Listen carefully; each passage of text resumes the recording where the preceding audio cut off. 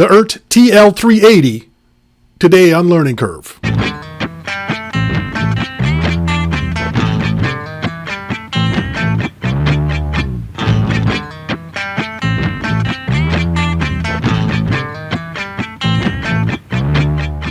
am Spencer Thomas. I want to thank you for watching Learning Curve. If you could do me a favor to like, share, and subscribe, that would all be awesome. Couple of things. First of all, right out of the chute, it has occurred to me that it's easier to buy a green screen than it is to decorate. So today's aesthetic is a little early Black Sabbath meets cable access, but over time I will be getting it dialed in, ideally, and if you like it, just enjoy it. So the guitar I am reviewing today is very versatile. The pickups do a lot. The coil tap on them is really it sounds good, which isn't always the case. But I believe this guitar was built with the metal player in mind. Now, I am not a metal player currently, but back in the day when I was in high school, I played a lot of metal. So I am going to do my best to metal it up today. I apologize if it's not perfect. I'm also trying to respect people's copyrights and not get tagged for that. I know there is no group that is more tolerant and kind to people that don't play metal perfectly than metalheads, but please be gentle. I'm just trying to give you an idea of what the guitar can do, and hopefully I'm doing an okay job.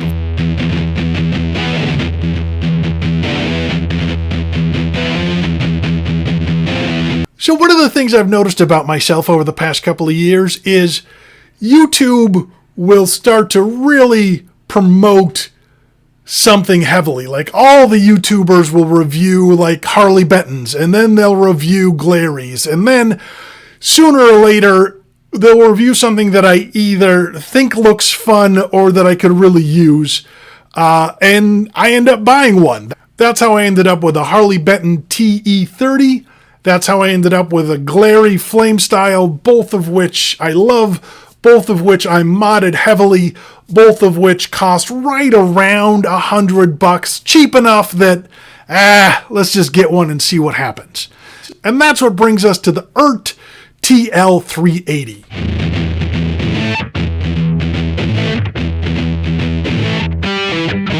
If you watch a lot of guitar videos, and based on the fact that you're watching this, I'm going to go ahead and guess that you do. You can't, there's no way you've missed EART. They are everywhere now. And the thing everybody talks about is how amazing their necks are. They've got stainless steel frets. They're really well dressed. They did a great job on them. And that's all very cool and very exciting. But I can fight it. I can fight it. But then I saw an ad, and I think it was one of those, you know how Amazon will send you stuff? Amazon's like, hey, you like guitars? Here's some guitars. So they sent me one of those emails, and the TL380 was in there. It is a two humbucker. It's a two humbucker T-style. I'm not sure what the legality of those words are, but it's a humbucker. It's a T-style two humbuckers. With the EART neck, with the body contours. And it was a little more than the other two guitars, but it also had a bunch of features that I was really interested in. And I went to see if there was any reviews of it, and there were none. So I'm hoping that maybe this will be one of the early reviews to get out there. And it might be good for the channel, you know? And also, I really like it and I want it. And I liked it and I wanted it. So there's that. So I pulled the trigger, and I gotta say, they do not suck. I did put up an unboxing video where I learned that not only does EART make nice guitars, but they also are very good at putting things in boxes. And those boxes are very difficult to get open. So you can check that out here or here. It'll be somewhere. It's like over here somewhere. You'll find it. You're smart.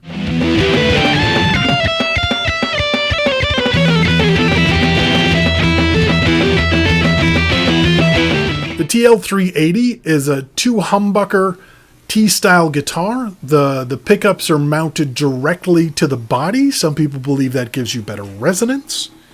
These are two ceramic pickups.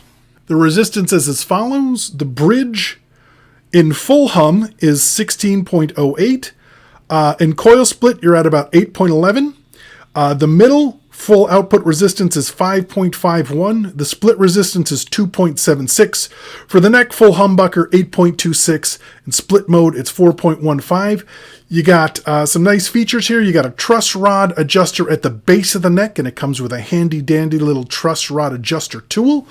2-point trim. The bar is easy to put in, easy to take out, and it stays put nicely once it's in there. Granted, I will probably never use this and will most likely add a spring to the claw in the back as soon as I'm done shooting this video. But for now, it's a great trem as far as trims go. You got one volume, you got one tone, you got a 3-way selector switch with a split coil. The knobs are pretty cool. I don't know what else to tell you about that. It is a roasted mahogany body. Amazon says it weighs about 9 pounds. It's got a Strat-like arm contour in the front and a nice belly cut in the back. They also carved out the neck to give you easy access to the upper frets. It is very comfortable. Mine is in what is called cream white. It's a really great off-white color that I hope I am doing justice to. I have not found any blemishes yet. Now, because it is a white guitar, everything shows up. Every schmutz, every cat hair, everything. It really brings out the dust. But if you'll take time to keep it clean, it's a really... I like the color.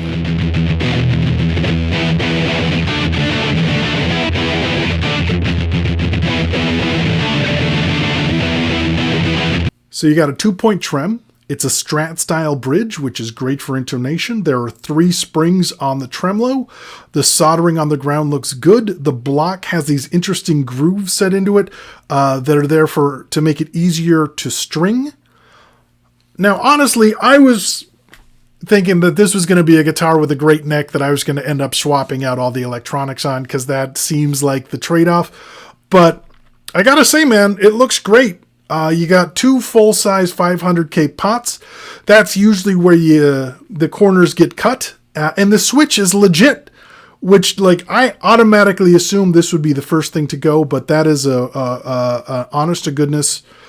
That's the kind of switch you want. So that's going to stay put. Also, their soldering looks great. The shielding looks good. I had my speech about how you should learn how to solder because then you can buy inexpensive guitars and upgrade them. But with this guitar, I think it's pretty great as is. You should still learn to solder. This is the only thing I found. There's kind of a splinter here in the cavity that will not affect you, probably. So there's that. There's your problem. If you were looking for a problem, I found you one. You're welcome.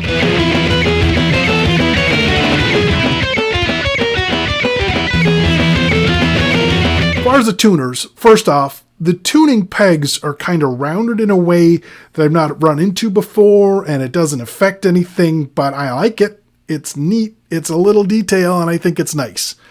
The headstock is, I think you would call it beak-like. Totally works for me.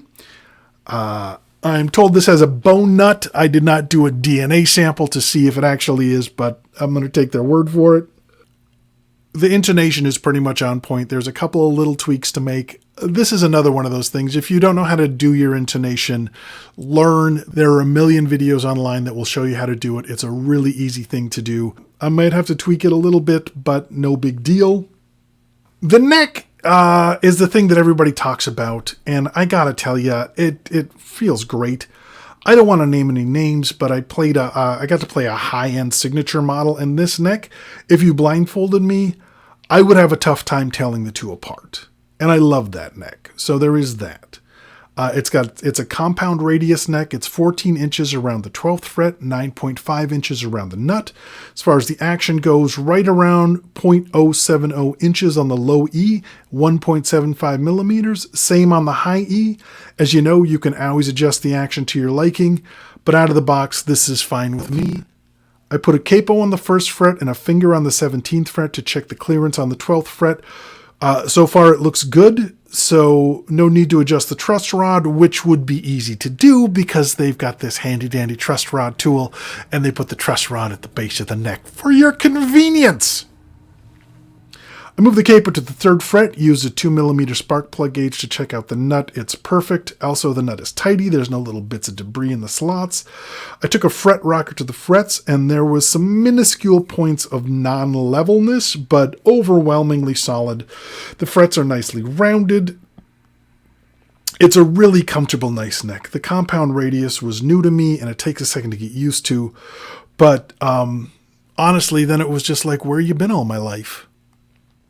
So I did a lot of different sounds on the other video I made, which you can certainly go back and watch. For this video, I'm mostly going to focus on metal sounds because I think those are the people that are going to be looking at this guitar. So again, my apologies. I'm not the greatest metal player, but here is something metal-esque that will hopefully let you get your head around whether or not this is a guitar you would be interested in.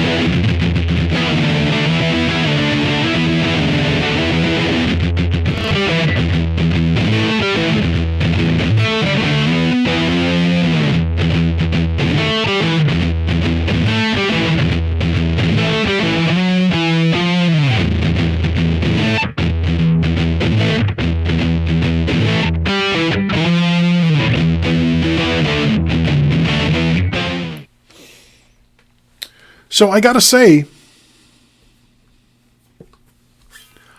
I've heard a lot about other models from EART, and this didn't disappoint at all. I was really surprised at how snappy the split coil tones are. I'm happy with the pickups, at least at this point. I don't think I'm going to change anything other than I might add another spring. I do not use tremolos a lot. I will say the tuning stability so far has been just fine. Certainly nothing out of, nothing. This tuning stability has been no worse than anything I have with a hardtail. So I might just leave it alone for a while. One of the things I like about this guitar is the little details, and the strap buttons are really wide. And hopefully that means I won't have to get a strap lock. We'll see. But it looks like they're going to do a great job. They're they're bigger than normal strap buttons, and I think that's a nice little touch. A lot of nice little touches on the EART. Okay, well, that is the EART TL380. So far, so good. I'm looking forward to it. I'm looking forward to playing it during shows. If you like this video, please like, share, and subscribe. Try to be nice to each other. I hope you're playing a lot of guitar. Have a good summer. Thanks for watching. Bye.